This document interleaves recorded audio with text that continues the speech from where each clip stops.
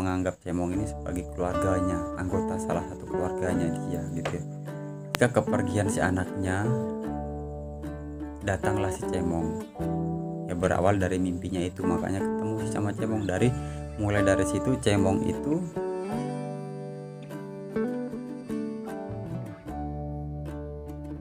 Assalamualaikum warahmatullahi wabarakatuh. Oke teman-teman, hari ini bertemu lagi bersama saya di channel Umur Kicau. Oke,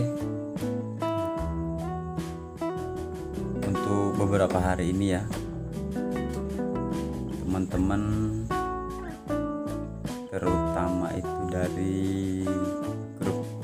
grup BC ya, teman boys Beer Club, itu ya kami merasa lagi berduka ya. Kami lagi berduka bisa dikatakannya atas kehilangannya si cemong. Mungkin teman-teman pemain besar dari Pulau Jawa sampai Sulawesi pasti tahu namanya LB Cemong. Jadi hilangnya itu di mana Om? Nah, hilangnya itu kemarin ya, hari Minggu tanggal 21 di Gantangan Laswani di Palu ya. Pada saat itu ada launching Gantangan Laswani gitu ya. Jadi hilangnya itu sekitar habis maghrib gitu ya. Jadi masih ada kelas sesi terakhir. Jadi ada salah satu teman dari grup Man Boys gitu ya, dipercayakan untuk menjaga si cemong. Nah, kita sebelum lanjut ke pembahasan itu, kita bicara masalah hilangnya gitu ya, atau disengaja atau tidak. Tapi kalau mendengar informasi gitu ya, kemungkinan si cemong ini sudah direncanakan. Kenapa saya bilang sudah direncanakan? Karena pada waktu cemong hilang itu gimana ya, nggak masuk akal ya. Pada saat itu masih ada sesi terakhir gitu ya, sesi terakhir masih ada. Jadi teman itu pertama itu anggotanya sesi Om Anugrah gitu ya. Kebetulan dia mungkin lagi mau nonton atau gimana, jadi dipanggil lah teman yang satunya ini. Teman ini menjaga burung. Dia itu keterangannya dia pergi ke kios gitu, ke warung mencari air gitu ya. Pada saat balik dari kios, si cemongnya sudah nggak ada gitu ya. Jadi kalau kita berbicara orang mau mencuri bukan pemain burung tanpa ada direncanakan, kemungkinan besar burung yang ada yang dekat di situ pasti yang diangkut gitu ya. Tapi ini cemong di tengah-tengah, cemong di tengah-tengah dihimpit sama burung, cemong lah yang hilang gitu. Jadi memang ada keterangan juga teman-teman, memang kayaknya sih burung sudah direncanakan gitu si cemong ini. Nah, kayaknya seperti itu, memang sudah direncanakan. Kenapa yang hilang itu si cemong gitu. Pada saat itu sekitar habis maghrib gitu ya, di Gantangan Laswani di bagian Palu gitu ya. Seperti itulah kejadiannya gitu. Teman-teman itu mungkin ada yang bertanya mungkin ya, kenapa kok serame itu postingan gitu ya. Karena postingan setiap hampir rata-rata teman pemain burung, apalagi khususnya Kota Palu, mereka meng-share atau membuat postingan atau membuat status ya atas kehilangannya cemong, balikan cemong gitu ya, save cemong. Jadi untuk cemong ini bukan berat di masalah di harganya atau prestasinya gitu ya, itu sebenarnya enggak. Jadi bukan masalah harganya gitu ya, prestasinya atau kenang-kenangan untuk teman-teman Kicomania, sebenarnya bukan itu yang diberatkan gitu ya. Kami sendiri pun bukan pemilik asli, tapi merasa betul-betul kehilangan gitu ya. Jadi buat teman-teman, mohon ya, sangat kami bermohon dari teman-teman Kicomania, mungkin ada yang membawa atau salah gitu ya, atau salah membawa, entah itu pun sengaja ataupun tidak. Jadi kami sangat berharap untuk bersedia mengembalikan gitu ya. Bahkan kalau memang Anda yang mengambil ataupun sengaja atau tidak meminta imbalan, bakal diberikan imbalan. Jadi gini, kita kembali ke pembahasan tadi ya. Cemong itu bukan berarti disayangkan masalah prestasi atau harganya penawaran orang terakhir gitu ya, bukan. Yang membuat kita sedih gitu ya, karena kita tahu itu awal mula ketemu si Cemong sampai saat ini, karena Cemong itu dia membawa cerita gitu ya dari sang pemiliknya, si Pak Rohmat ini gitu ya.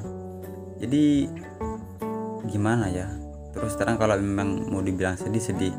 Jadi cerita si Cemong gitu ya, kesannya gimana ya, gimana sih nyebutnya, yang membuat kesan itu di Cemong itu ada cerita itu ya. Sebenarnya ini cerita dari keluarga si Pak Rohmat sendiri. Itu dulu cerita, ini kita bercerita masalah Cemong gitu ya, kenapa sampai Cemong itu kok teman-teman itu merasa kehilangan, terutama apalagi si Pak Rohmat ya. Karena kenapa sampai itu dikatakan seperti anak sendiri, seperti keluarga sendiri, karena memang cerita awal si Cemong ini, dia pertama didapat bukan seperti burung hal-hal ya seperti halnya burung umum gitu, enggak ya. Memang sih sedih gitu, apalagi kalau beliau sendirian cerita gitu ya. Jadi si Cemong ini ceritanya dulu anak dari Pak Rohmat itu sempat ya ada yang sakit-sakitan gitu ya. Anaknya yang kedua itu laki-laki gitu ya. Jadi kita bercerita di keluarganya Pak Rohmat. Nah, dulu anaknya itu sakit berbulan-bulan gitu ya.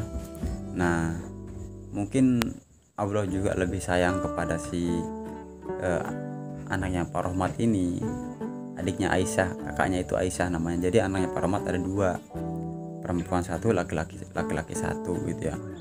Nah, pada saat itu anak Pak Rohmat, si yang laki-laki adiknya si Aisyah itu Allah ya, bisa kita katakan Allah itu lebih sayang gitu ya. Dia meninggal gitu ya,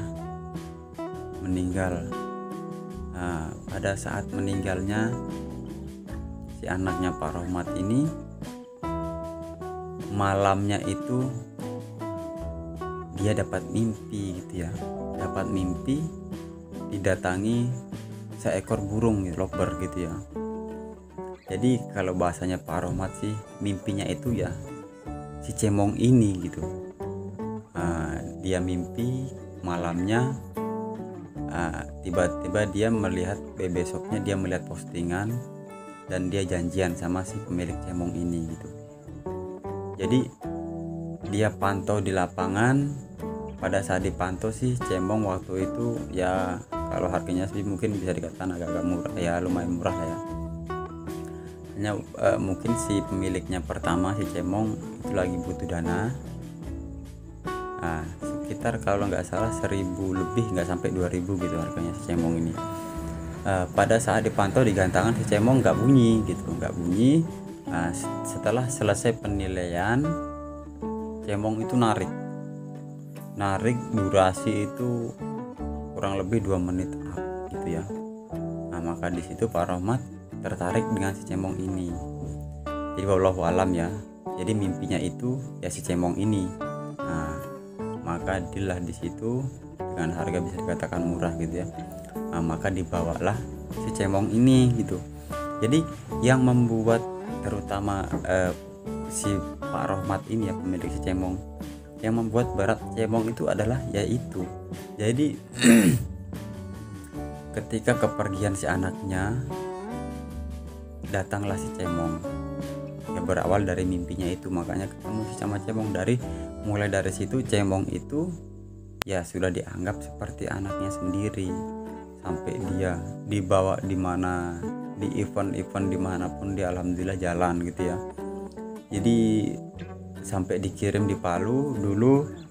Dulu saya sempat pernah pegang Cemong ya, waktu masih penilaian itu belum menggunakan stick, belum, itu masih sistem teriakan, masih sistem coretan. Kalau emang durasi pendek sekedar bunyi hanya kayak titik coret pendek, kalau dia panjang agak panjang sedikit coretannya seperti itu.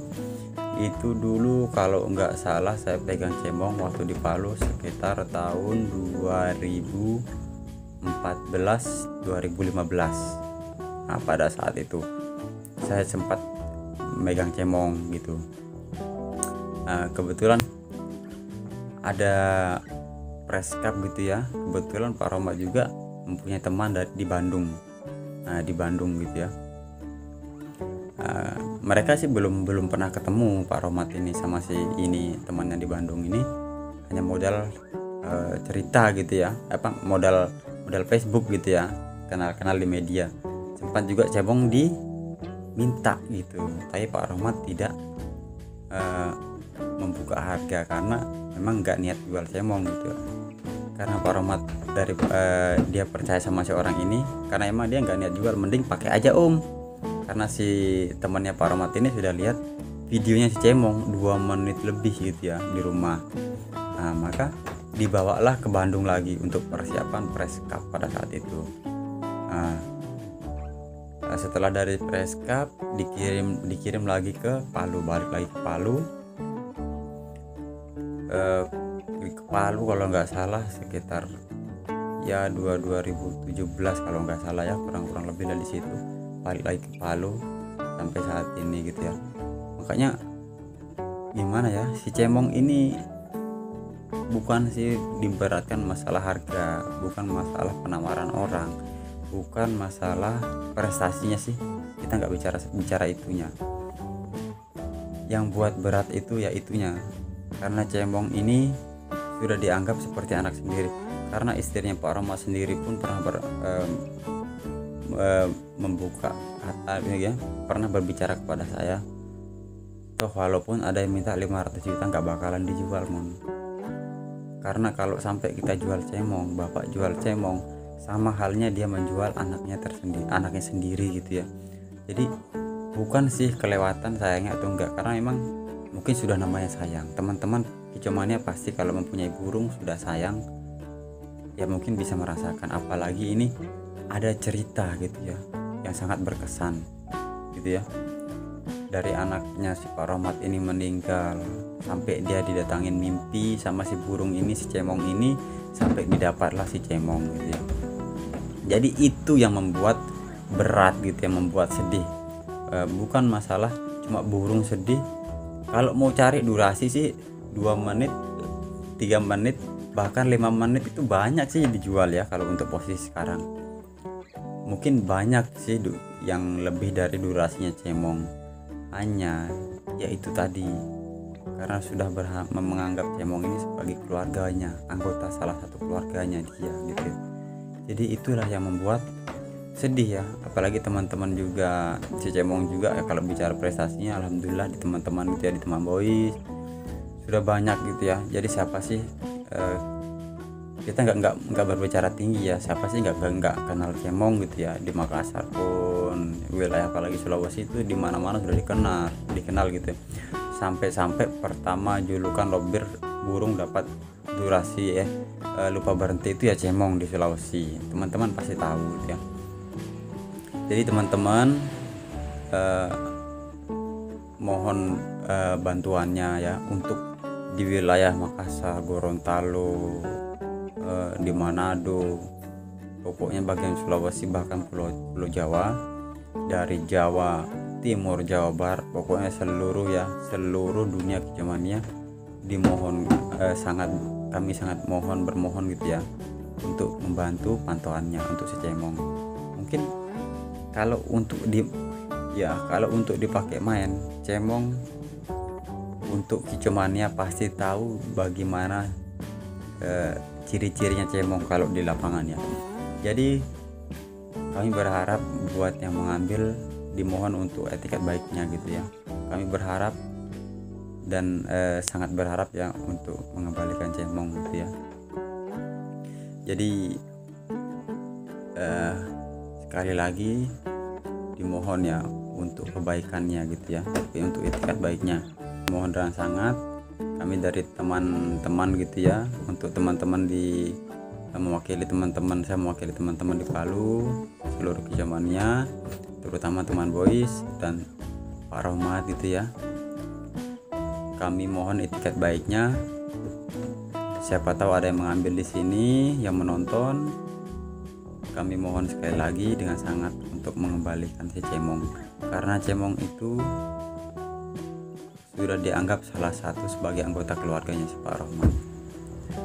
Apalagi ya terus terang teman-teman yang perawatnya, kasihan sampai saat ini pun gak bisa tidur, pasti mikirin si cemong, karena itu sangat berkesan gitu ya, terutama bagi keluarganya Pak Rohmat.